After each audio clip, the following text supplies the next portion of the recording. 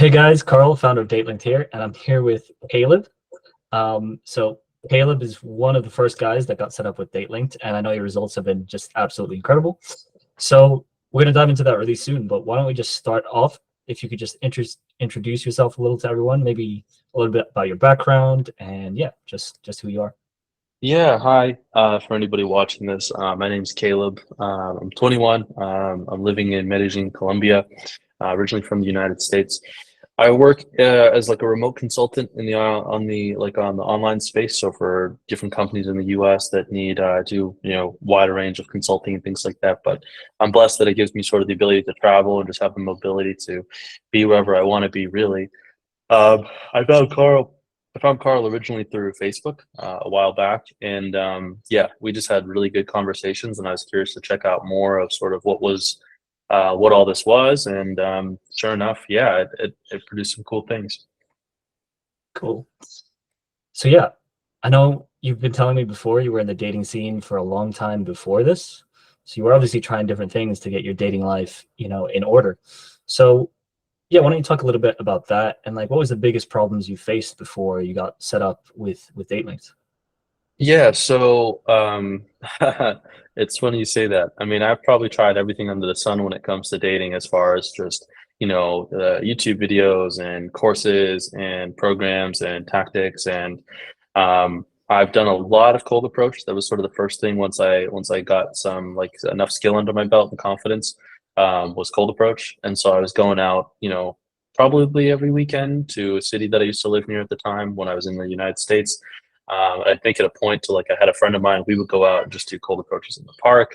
Then I moved to another city, and then almost every weekend I pretty much spent Saturday and Sunday just going out at night. I found the mystery method, and I'd actually tried to follow the mystery method protocol. She said go out 4 days a week for 2 hours a day to just different venues. And so I was pretty much on just like a rabbit goose chase, just sort of going out different things, and it was fun. I did felt a big burst of confidence when it came social skills and my ability to just self and what I was capable of in different environments.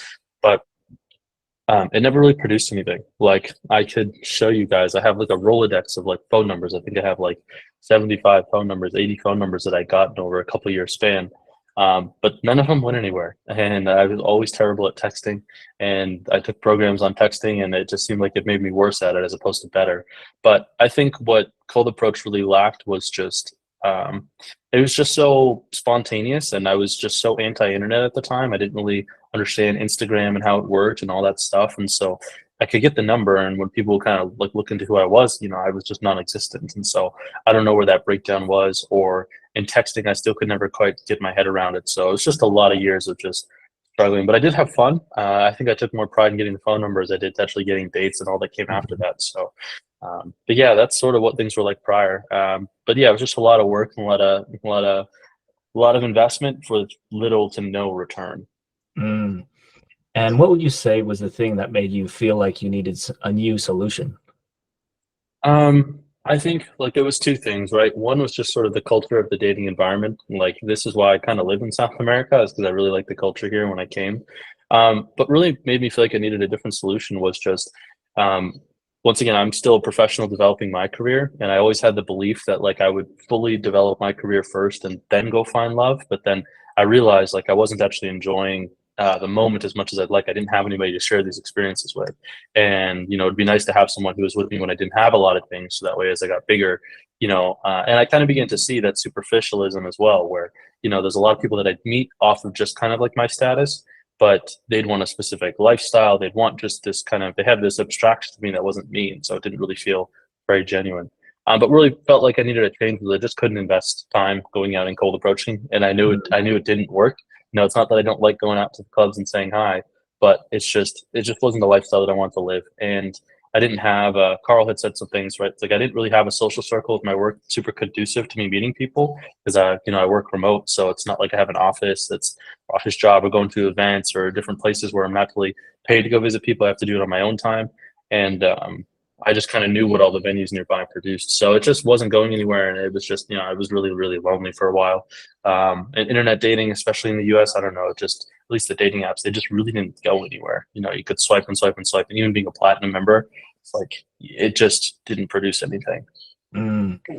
Yeah, definitely. There's a lot of guys that are struggling specifically with dating apps in North America. So I feel like a lot of Mm. guys will definitely resonate with that. And yeah, for myself as well. I mean, just like you, I spent a lot of time dating, and I love all this stuff, cold approach and meeting women. But it is a very like one-to-one thing, right? You're literally going up to every single woman, every single girl, Yeah, and you have to do a and also, you might not find anybody you like. That's another thing is like you might have to go to 2, 3 places to find someone. It's like, yeah, you can approach everybody there and you get the skills, but when you're looking at who you're approaching, it's like, is this someone I'm actually attracted to? And there was also something I'd realized that it's like, well, really powerful, like the best kind of high quality women are like they're also busy as well. They're not just going to these mm, places and these venues. The type of fish you catch is based on where you're going to catch it. And I just didn't know or have access to or didn't have the time to really facilitate it all. The clubs are just the easiest, and it's just the same. I think everybody goes out to the clubs with just like, oh, it's going to be a great night, and then they'll get mhm. somebody and go back, and it's like, yeah, maybe 1 in 10, but then it's like those other Yeah, 9 days you just completely wasted, right? yeah, So yeah, for sure, for sure. Okay, so yeah, and then you got set up on date links. So yeah, can you just talk about the types of results you get, and how quickly did you get those results? I know maybe let's start with the messages and just like how your inbox looked. yeah, date linked completely changed the game. I don't think I would go back. I wish I'd found it sooner, to say the least. Like I just think about the amount of just heartache and time invested for what date link was able to produce. The setup was fairly simple. It did take a little bit of work to actually go out and do what I need to do as far as developing my Instagram and my image and actually like learning a little bit. And Carl's really good at this stuff with photography and just knowing how to sort of design sort of what you want to look like. And so, really taking that to heart of just, really putting the work in, following the advice that was given and really developing the image that I needed to. And then we like, flipped, you know, turned on the process and boom, just like, like just 6 messages every hour for 24 hours coming into my inbox. And yeah, it's a great feeling. I think one to just know that you're wanted that much, that you're really that desirable, and then two, it just really opens your eyes to just how much abundance there is out there. Because like we'd said, like cold approach is very one to one, and so for you to meet 30 women or get 30 phone numbers, it's like not every cold approach converts. So it's just like, well, you might have to do 3, 4 approaches to get one number, maybe two numbers. And then to do that times 30, you meet like 60, 70 women. And then you have to find the time to go out and meet 60, 70 women. And then also during that time, figure out if there's like 60 to 70 women that are worth approaching. And so it's just the amount of time saved is incredible. But yeah, my mind was just completely blown, just Hmm. watching my phone just light up. And then the quality of these women as well. Like I'm not saying everyone was exactly spot on. You attract just a lot of people, which regardless of you even liking them or not, just feels good to know that you're desired by this many people. Like you don't realize how many people you're actually qualified for. The dating stuff talks a lot about your SMV, and so you're waiting for choosing signals. And I know that sometimes if I go out to the gym and walking around, I'll be like, yeah, I can see when people notice me. But it's like to actually have that just come flooding into your phone right there for you to be Hmm. able to message them. God, it's hard to describe. You have to experience it. Yeah, yeah, for sure. I remember you telling me as well, like you spent like a day like trying to talk to all of these different girls and trying to make sure as well that you didn't make them mad because you wanted to make sure that you can like respond in time, right? Yeah, no, yeah, I actually kind of dialed back. It was towards the end of the year when we had done it, and so work had kind of slowed down, so I had a lot of time to use my phone. And yeah, I just remember being incessantly glued to my phone, but in a good way, right? Because it was all productive. But yeah, I just remember one that was a little bit overwhelmed because I'm messaging, now 40, 50 people at once. And Yeah. so when you're messaging 40, 50 people, like, and you're trying to give meaningful responses to all of them, it's like, wow, how do you kind of manage that? And some girls are actually getting mad because they were really interested. They're like, where are you going all day? And it's like, why does it take you an hour to respond to my message every time? And it's just like, oh no, whatever, come up with some excuse like I'm busy. Yeah, yeah. But it was just that but it's good problems to have, from not having those problems to having them.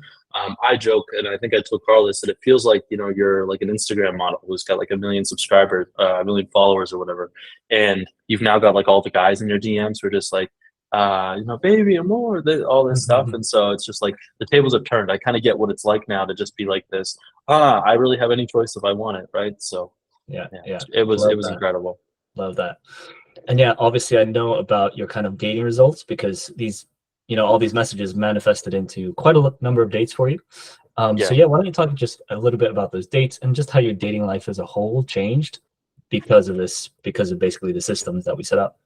Yeah, so I would liken it to kind of I wasn't great at orchestrating my lifestyle to the point where I could think I could get all these women to one place at once. I'd say that's another breakdown. I kind of want to learn the art of throwing events or parties so I could just kind of invite them all to one place at one time and maybe just kind of like Mm, meet all of them all in one social scenario. Because a mhm, lot of one-to-one dates are, once again, you go from the time consumption of one-to-one approaches to now the time consumption of one-to-one dates. But if I had to pick, I would pick the one-to-one date time consumption as opposed to trying to figure out who's actually interested. Um, but yeah, this was the first time that I was able to spend 7 consecutive days back to back with a new date every single day. I'd never experienced that. Maybe it was like one date a month or like one date every other month or something like that. If even really with the results from cold approach, because I really couldn't convert that well. But yeah, pretty much we flipped it on, and then I just Monday, Tuesday, Wednesday, Thursday, Friday, Saturday, Sunday. And then I had to slow down, because it was just I had a life to live outside of I had some things like I had my work had slowed down, but I still had things to do. But I was just on my phone texting all day, and then at 6 o'clock, asked who wants to go. I wants to go grab dinner, and then you find like one of them is like, oh yeah, I'm actually right. I'm about to be going here with my friend. Do you want to meet us? Oh sure. So, but yeah, and these women were great too. Compared to dating apps too.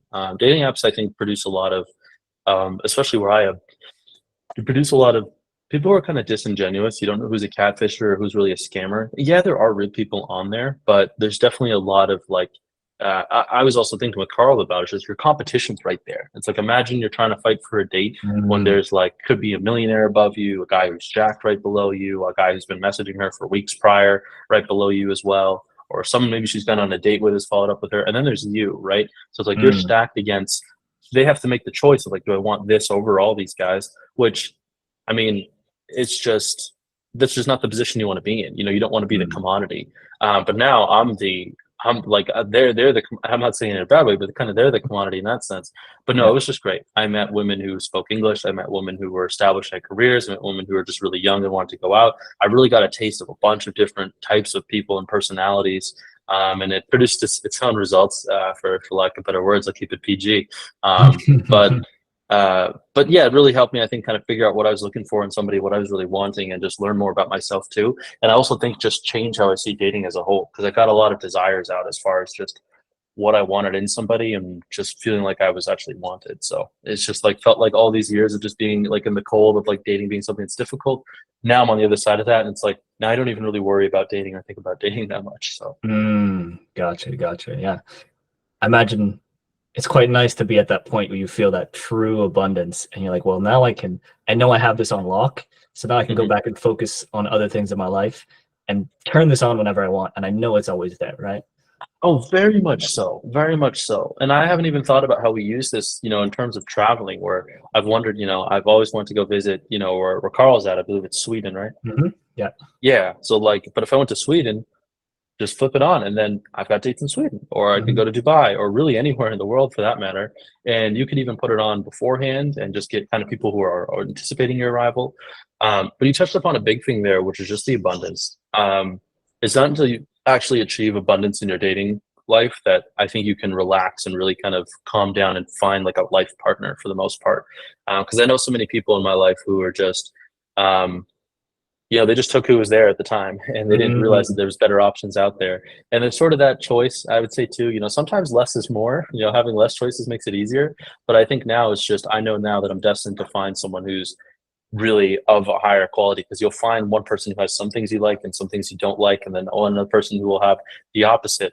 So, but it's just a complete game changer. And I don't even have to think about dating now. Like before, I think dating was something that was really driving me and just like feeling like, well, did I actually have value as a man? Did women really Hmm. want me? Was I good enough?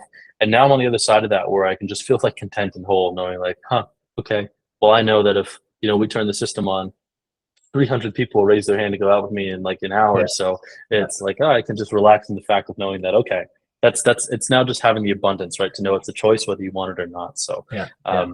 but yeah, I just feel at ease. Awesome. I love that, man. And like you say, they're literally like raising their hand. It's kind of like the script has flipped. The script has flipped, right? Because it's like these women are literally chasing you, which is such a cool Some of them, position to be in. some of them same day, like, Yeah, yeah. and it's not even like same day as in like, scamming. They're just like, oh, you're cute. It's like, oh, we're gonna be in this area. What part of Medellin are you in? And I'm like, oh, I'm right near this. Oh, yeah, me and my friend are thinking to go grab dinner afterwards. We might go get a drink. You should join us. And it's Mm, just like, and you show up and they're like they're cute, but it's like it comes back to like the girls just want to have fun. It's not sometimes, if you're just in the right place at the right time, there's just so much opportunity there. But it feels like, I think with the pickup artist dream sells you just being that guy who's great with women and just, knows what to say, knows what to do. Also, I found too, big thing was like I didn't need game. This was just like, as mm, Carl said, like they raise your hand to want to go out with you. And so that in of itself is like you don't really have to chase as much. They've already said, hey, I am interested in meeting, or hey, I am interested in what you have to offer. So I don't need the game. I don't need like pickup. I don't need as many tactics. Now there is some finesse to it, I would say. I definitely learned a bit more of how to text women better, and also planning dates.